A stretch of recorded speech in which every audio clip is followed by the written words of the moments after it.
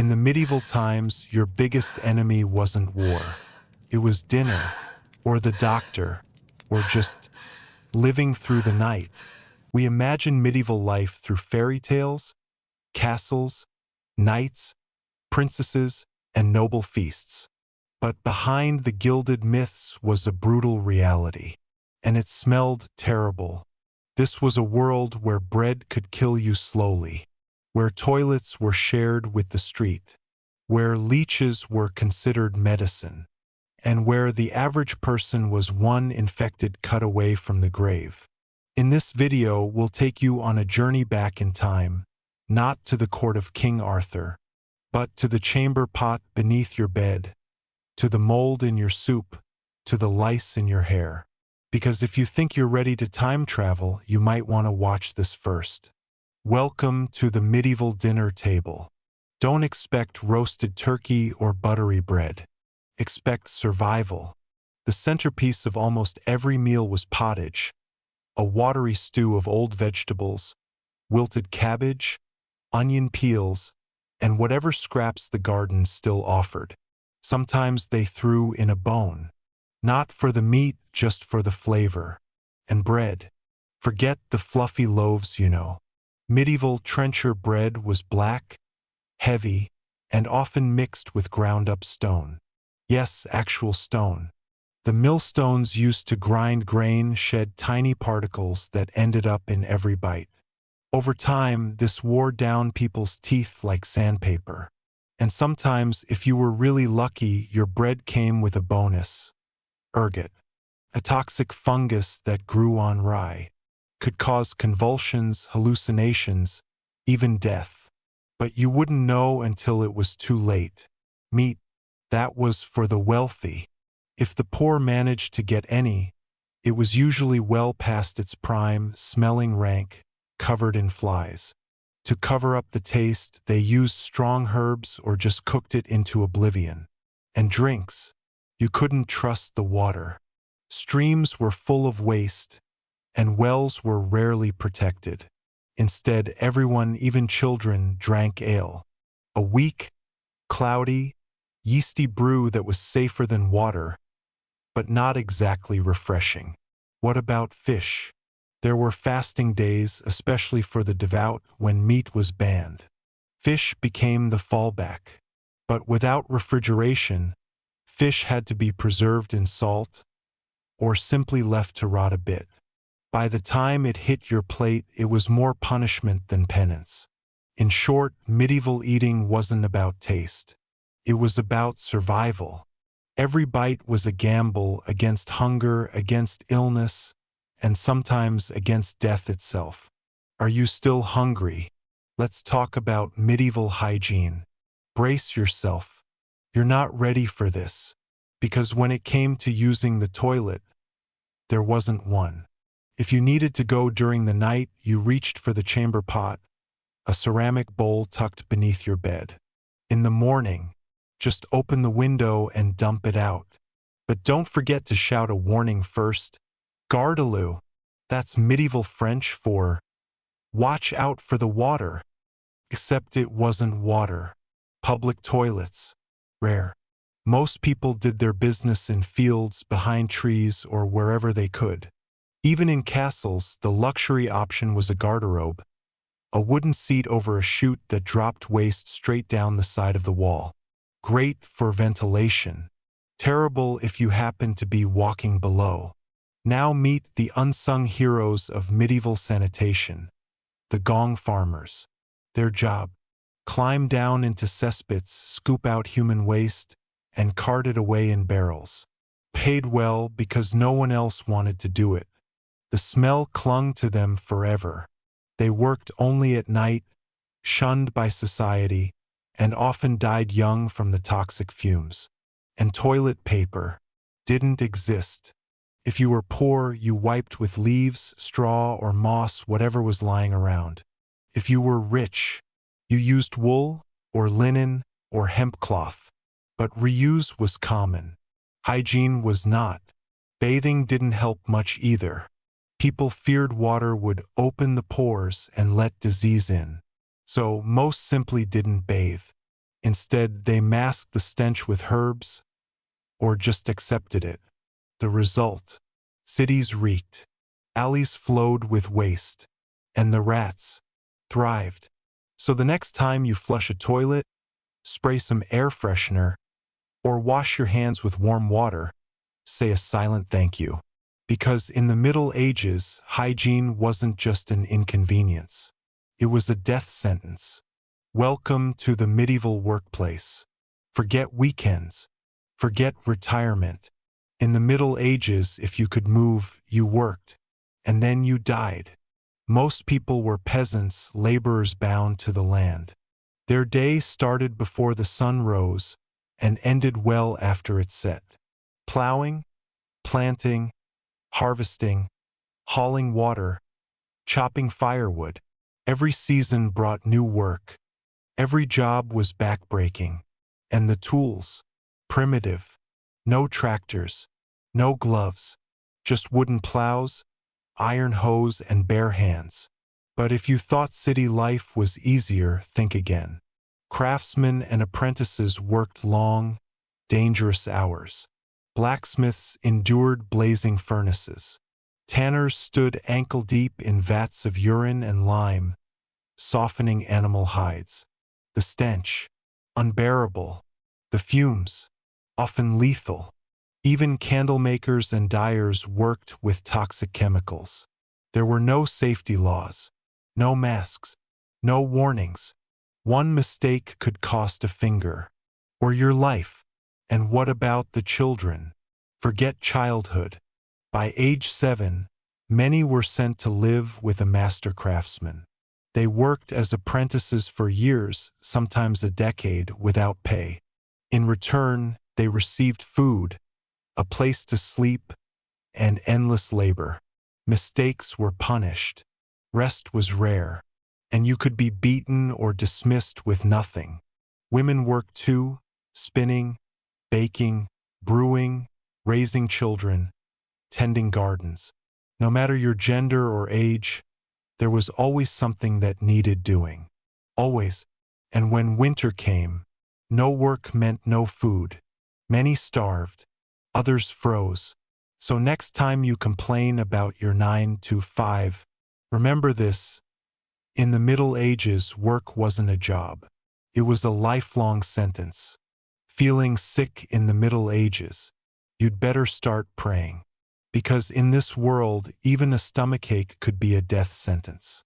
There were no germs, no antibiotics, no concept of infection.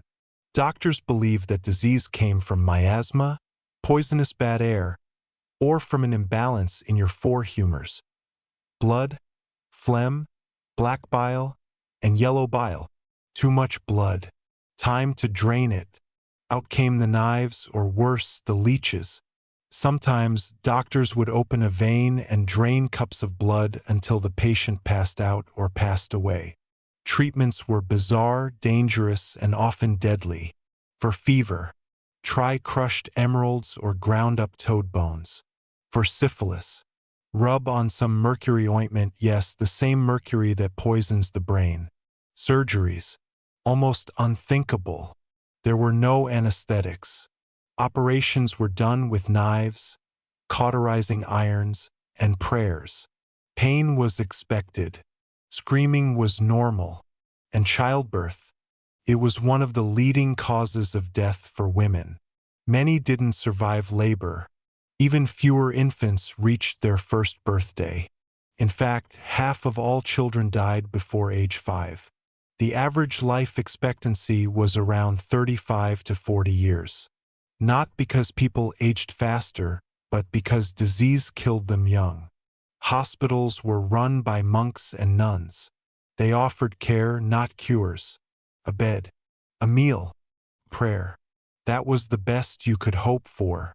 So the next time you reach for ibuprofen or complain about waiting an hour at the clinic, remember this: in the Middle Ages, medicine was more miracle than science.